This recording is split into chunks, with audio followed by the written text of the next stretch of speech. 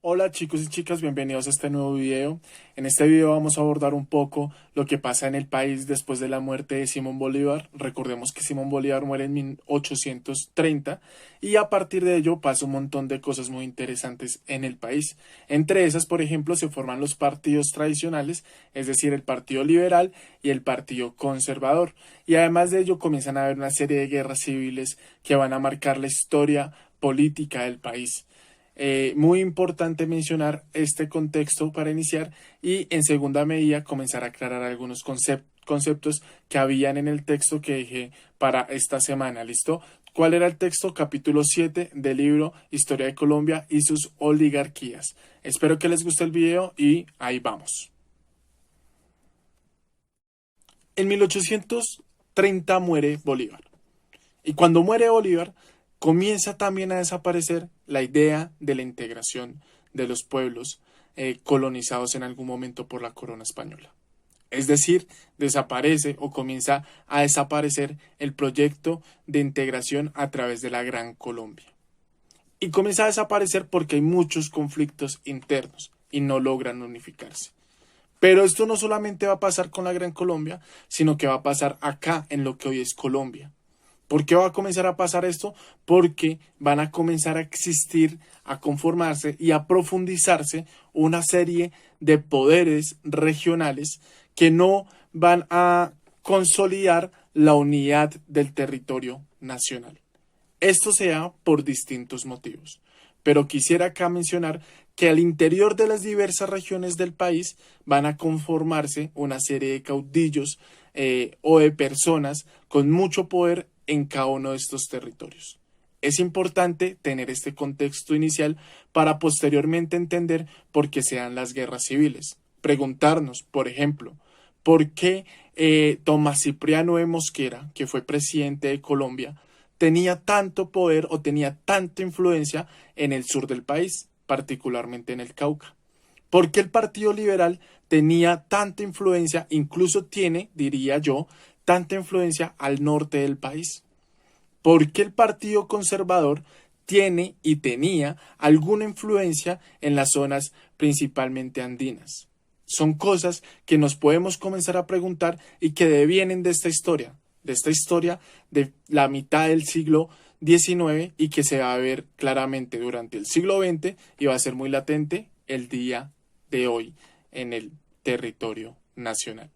Espero que a partir de esta explicación logremos solucionar estas inquietudes.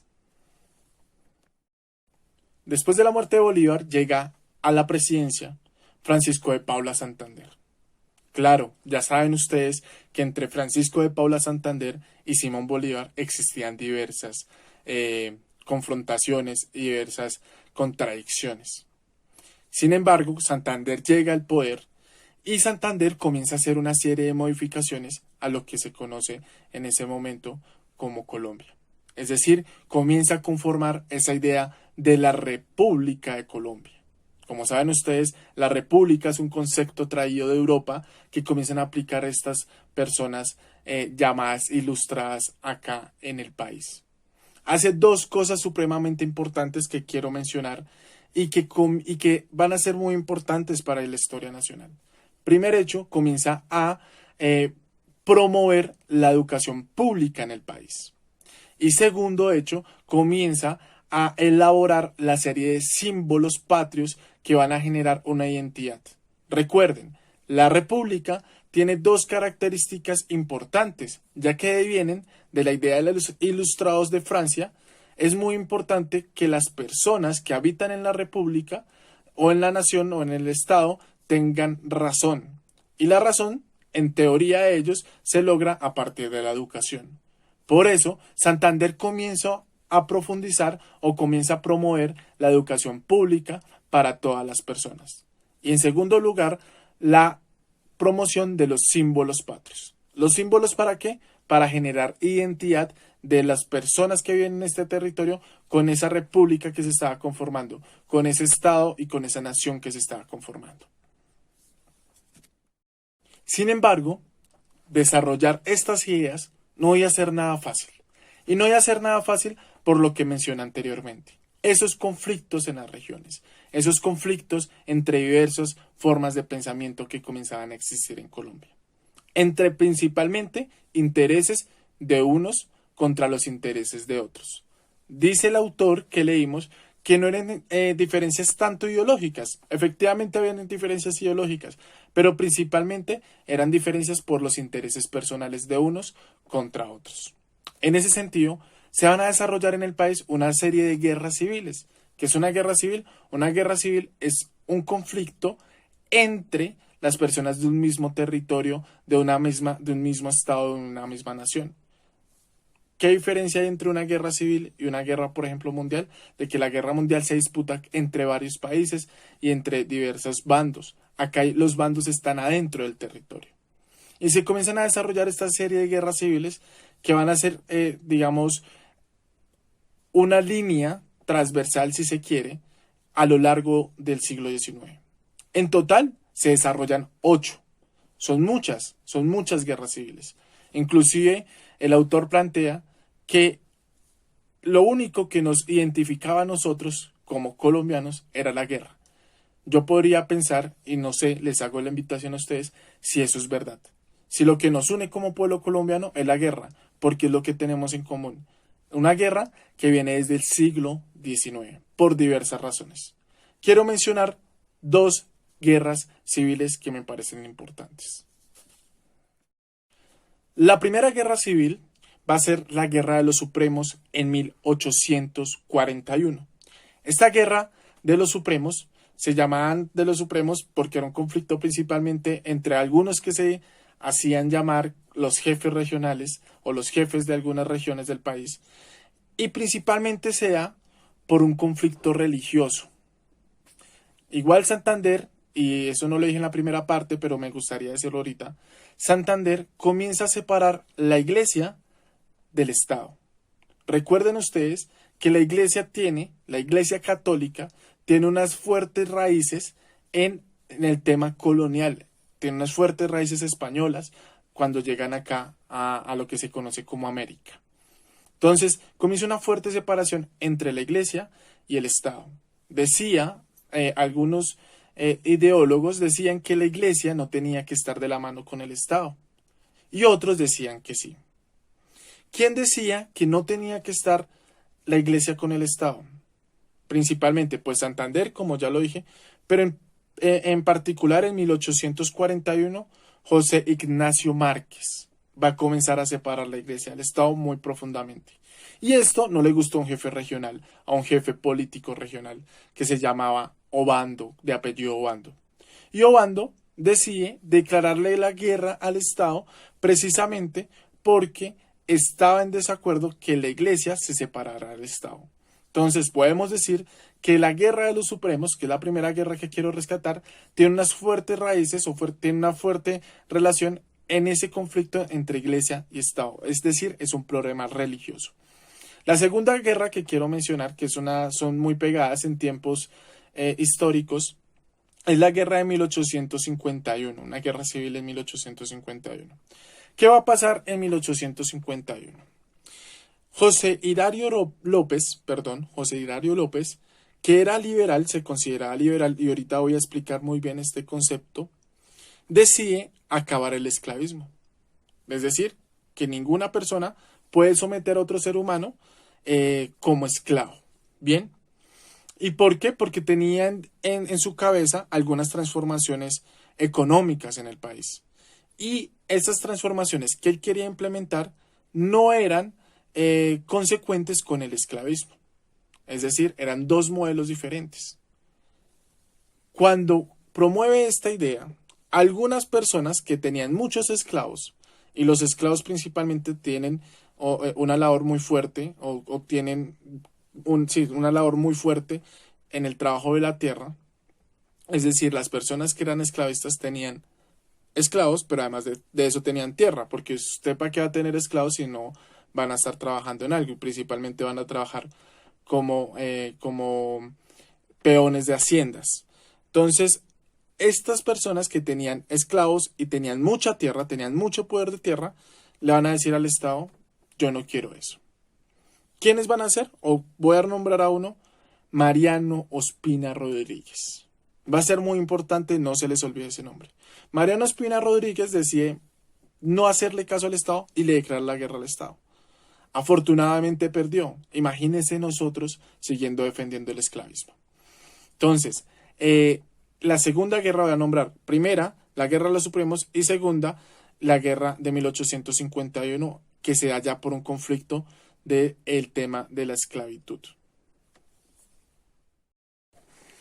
En 1848 va a pasar algo muy importante. Se decide conformar el Partido Liberal. Ya dije ahorita, había una persona que denominamos liberal, ¿cierto? Que era José Hilario López.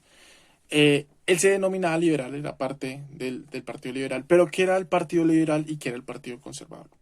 Un partido político es un grupo de personas que piensan de la misma manera, ¿cierto? O que tienen un objetivo en común para manejar el Estado, principalmente. Es una organización de personas que tienen una ideología en común, con unas características económicas también, que deciden unificarse para tener el control del Estado. Entonces, quiero leer una definición que creo que es muy adecuada, que hace en la página 127 del libro que leímos, de la parte del capítulo que leímos, de Antonio Caballero, y dice así: los llamados retrógradas de origen bolivariano, cuando habla de bolivariano se refiere a las ideas de Bolívar, autoritarios y centralistas, militaristas, clericales se hace referencia a la iglesia, pasarían luego a llamarse ministeriales y finalmente conservadores. Es decir, ¿cuáles son las características de los conservadores según la definición del autor? Los conservadores son retrógrados, busquen la definición de retrógrado, pensamiento bolivariano o tienen muchas raíces en el pensamiento de Simón Bolívar, son autoritarios, centralistas, militaristas. Militaristas es que defienden a capa y espada la militarización y demás, que defienden la milicia. Clericales, es decir, muy anclados a la Iglesia Católica, y ellos pues van a conformar lo que se va a conocer como lo conservador o los conservadores. Continúo, dice: religión católica como eje de la sociedad, alianza de la Iglesia y del Estado, lo que confía a esta, es decir, a la Iglesia, la enseñanza. Es decir, según ellos, la educación, la enseñanza, debe estar a manos de la Iglesia. Ustedes definirán si es una idea buena o es una idea mala, eso no lo voy a decir yo. Y acá hay un apunte muy importante: defensa ultranza de la propiedad, incluía la de los esclavos. ¿Listo? Que por eso se da la guerra de 1851. Gobierno fuerte, eso era lo que defendían los conservadores. Gobierno fuerte, ejército permanente. Los jefes conservadores eran terratenientes, comerciantes, abogados, clérigos, gamonales de pueblos. ¿Qué es un gamonal? Es una persona con mucho poder o mucha influencia en una región del país. Entonces, ¿qué es un terrateniente? También una persona, recuerden, un terrateniente es alguien que tiene muchas extensiones de tierra. ¿Listo? Muchas extensiones de tierra. Continúo. Sus seguidores se reclutaban, reclutar era que seguían, sus seguidores se reclutaban en el campesinado. ¿Por qué será que los campesinos tienen unas raíces? No todos, no quiero acá generalizar, porque después eso, digamos, vamos a darnos cuenta en la historia del país que esto va a cambiar, o no están así, pero sí tienen un arraigo muy fuerte los conservadores en el mundo campesino. ¿Por qué? Pensemos esta idea de que hay un señor que tiene mucha tierra, le da trabajo a unos campesinos y indirectamente esa persona que tiene un pensamiento conservador va a querer que sus trabajadores campesinos o sus esclavos, porque igual defendían el esclavismo, tuvieran sus mismas ideas políticas. ¿Listo? Entonces dicen, sus seguidores se reclutaban en el campesinado. Repito, eso no todos los campesinos eran conservadores, porque no era así, por el poder de los pupilos, es decir, de los púlpitos, perdón, de las personas con mayor poder encima de ellos. Eran fuertes sobre todo en dónde? En Antioquia, los conservadores eran muy fuertes en Antioquia, Boyacá y Nariño. Ahí está el problema regional, el asunto de las regiones. Se sitúan en unas regiones particulares y ahí comienzan a tener una fuerte influencia. Ahora, frente a los liberales, ¿qué hay por decir? Dice el autor, los que terminaron teniendo el nombre de liberales habían sido santanderistas, es decir, defendían las ideas de Santander, luego federalistas, hay una oposición, centralismo, federalismo, luego federalistas y civilistas. Eran en principio anticlericales. ¿Qué significa eso? Que no querían que la iglesia católica principalmente, que era la que más tenía fuerza, estuviera a la mano con el Estado. Eran en principio anticlericales y librepensadores. Recordemos la idea de la Revolución Francesa, la libertad, ¿cierto? Libertad, igualdad y fraternidad.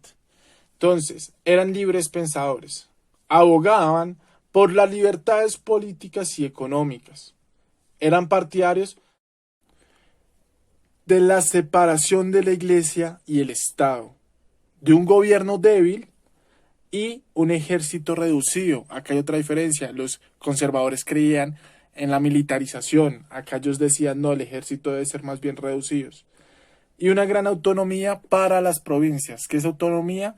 Que las regiones, que las provincias pudieran tomar sus decisiones económicas y políticas.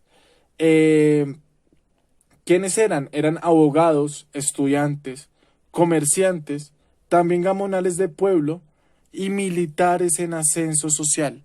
Muchos de los representantes del Partido Liberal durante el siglo XIX eran militares, y esto es muy importante decirlo.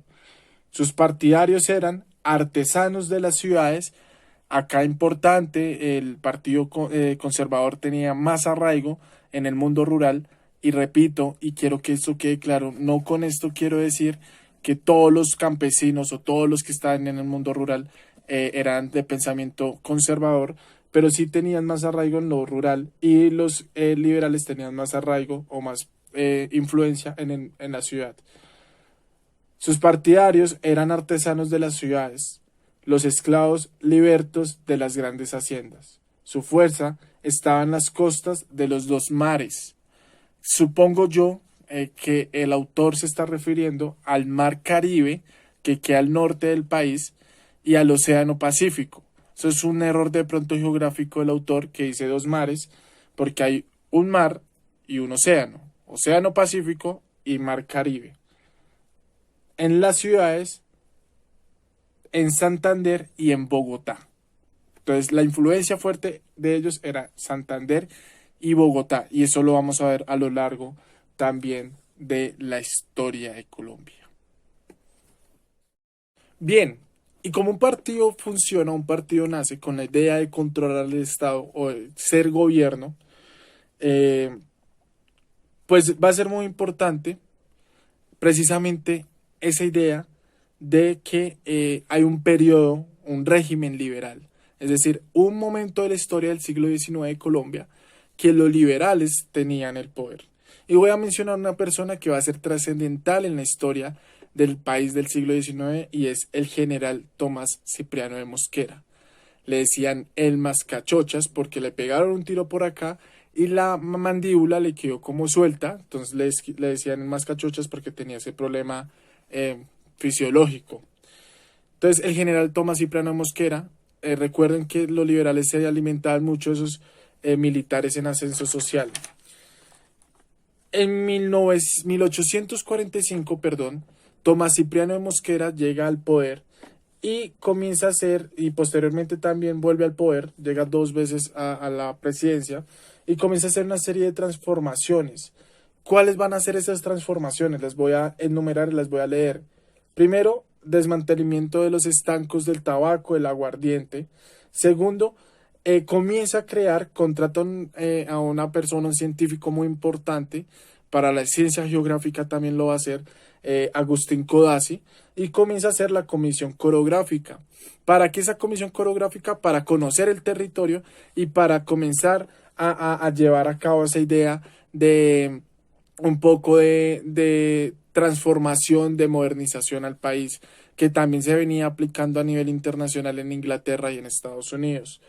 Lo segundo, hace una cosa importantísima, y es la construcción del ferrocarril de Panamá, o intenta hacer la construcción del ferrocarril de Panamá entre los dos, el Océano Pacífico y el Mar Caribe, y hace algo trascendental, y es la navegación del río Magdalena.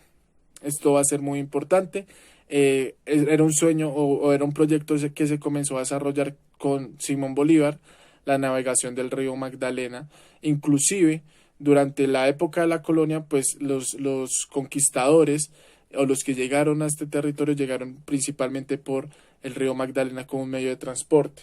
Ustedes se preguntarán, y yo cuando estaba retomando mis apuntes para hacer esto, ¿para qué quería esto? ¿Cuál era el objetivo de Tomás Cipriano de Mosquera de hacer esto, de construir un ferrocarril, de buscar la navegación del río Magdalena, de conocer a profundidad las características geográficas de Colombia con la comisión coreográfica? Y yo llego a la conclusión, y no solo yo, sino los historiadores que han estudiado el tema, llegan a la conclusión, y es que él quería instaurar un modelo económico diferente al que se había instaurado antes en la colonia.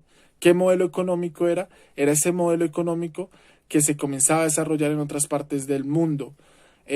Hablábamos en clases anteriores, incluso antes de la cuarentena, que uno de los aspectos fundamentales a nivel internacional durante el siglo XVIII va a ser la revolución industrial en Inglaterra, que va a generar una transformación económica muy grande para el mundo, y comienza a profundizarse la idea de comenzar a industrializar algunas regiones, algunos países, algunos territorios. Después de que Tomás Cipriano Mosquera tiene el poder, llega José Iriario López, que como lo decía ahorita, fue el que quitó la esclavitud. Hay dos ideas acá, y era cambiar el modelo económico, proponer un modelo muy al estilo europeo, ¿cierto? Muy al estilo inglés. Ese modelo se conoce como el libre cambio, en donde podamos transportar, importar y exportar mercancías libremente.